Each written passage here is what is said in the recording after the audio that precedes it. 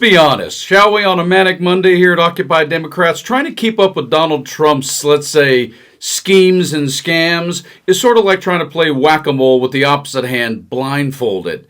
But yet, even with all of what he's doing, from cutter planes to golf courses in Vietnam based on tariff wars and all the other things, I think my favorite is his $5 million gold Visa card. I mean, he's got meme coins and he's trying to do gold phones, but a $5 million gold Visa card while removing a long-time existing program that actually supports investment in America. I'm going to show that breaking story to you in just a few seconds. If you don't recall, one of the greatest comments surrounding this came right out of, as usual, Donald's mouth himself.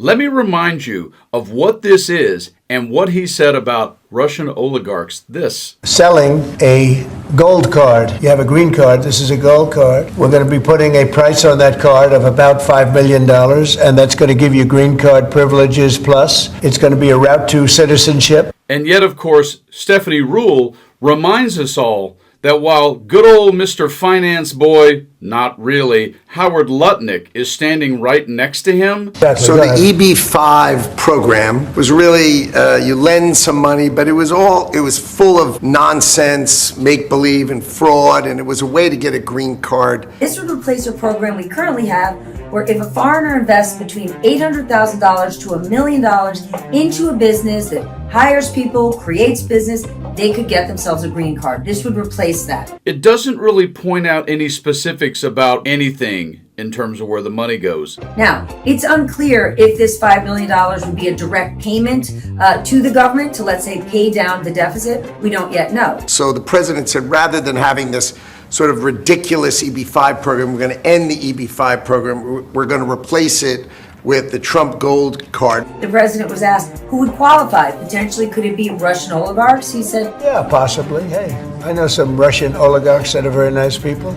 And that's probably why Congressman Jamie Raskin lost his mind on Trump during the No Kings rally. This. Sorry, Donald, you don't get to keep the millions of dollars you've pocketed from Saudi Arabia, from China, from the United Arab Emirates or Qatar. You've got to return all the money your golf courses and country clubs have gotten from the Secret Service, the Department of Defense and Commerce, and so on. Our government is not your personal ATM machine. there will be a perk that U.S. citizens don't even get. If you are somebody with the gold card, you will not have to pay taxes on money you make overseas. That is a perk even U.S. citizens do not have. But since so many people decided to vote for Trump thinking that somehow having a businessman who has a very checkered past would make a great president, not once but twice, let's remember, even though Trump continues to try and treat the public sector, being president, like the private sector, not even close, the irony is it's the private sector with wealthy clients in this breaking story who wind up being the actual element that thwarts Dandy Donnie's hopes of becoming even more scam-oriented. Take a look at this story. Breaking news. Lawyers warn wealthy clients not to touch Trump's gold $5 million visa. Immigration lawyers have warned clients that the Trump administration's efforts to create a bizarre $5 million gold card visa for wealthy foreigners may well be illegal and would face significant hurdles if forced into law. In quotes, there's no lawful basis to do this.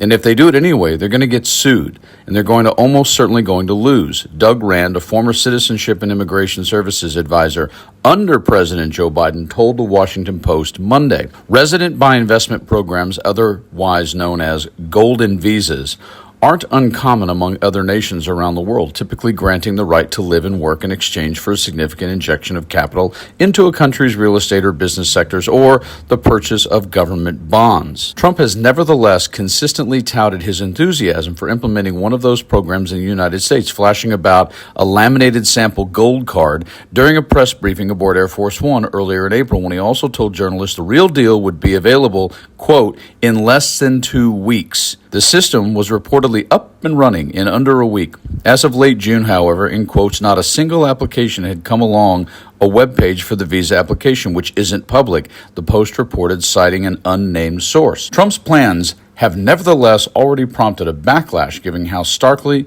An envisioned priority lane for the uber-rich stands in contrast to his administration's relentlessly aggressive deportation of lower-income immigrants, but attorneys like Rand argue the proposals may very well be more than a pipe dream anyway. That's partly because immigration experts say Trump can't change immigration rules without express congressional approval. In quotes, this administration keeps forgetting that the executive branch doesn't make the law, as a lawyer, Rosanna Barati, based in Buffalo, put it to the post. No administration has seen fit to amend visa regulations in nearly 4 decades, with Congress having pushed back against several presidential efforts to change the categories. Notably, GOP representatives argued fiercely against perceived executive overreach when President Barack Obama tried to legalize the status of children who've been brought into the U.S., and Alex Noradashe, an immigration analyst at the Liberation Cato Institute, told the newspaper there is, in any case, in quotes, zero appetite for people in Congress to consider this right now. As a result, attorneys like Ron Klasko, based in Philadelphia, are urging wealthy clients who've otherwise expressed interest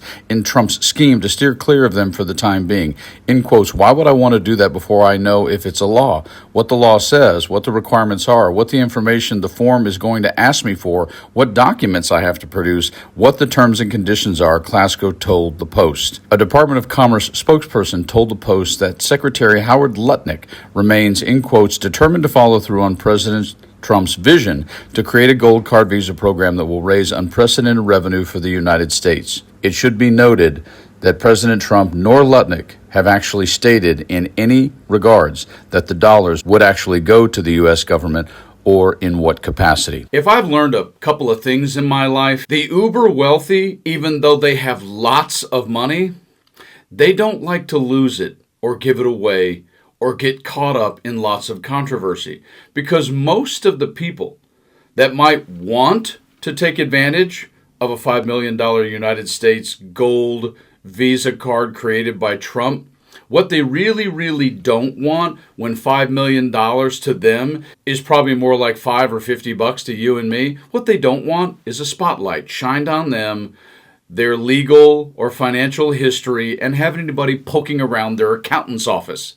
And so when private lawyers start telling you, without saying anything to Donald Trump, that you might not want to go for that whole $5 million gold card Trump's trying to pimp and push along with his boy Howard Lutnick, you know when they won't do it. A deal maker will just perpetuate the same deals in Washington and the way that things run now. How do you disturb No, status quo? a good deal maker will make great deals, but will do it the way our founders thought it should be done.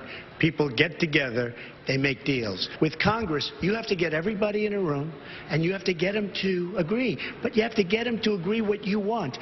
It's probably really, really wrong. You guys stay frosty.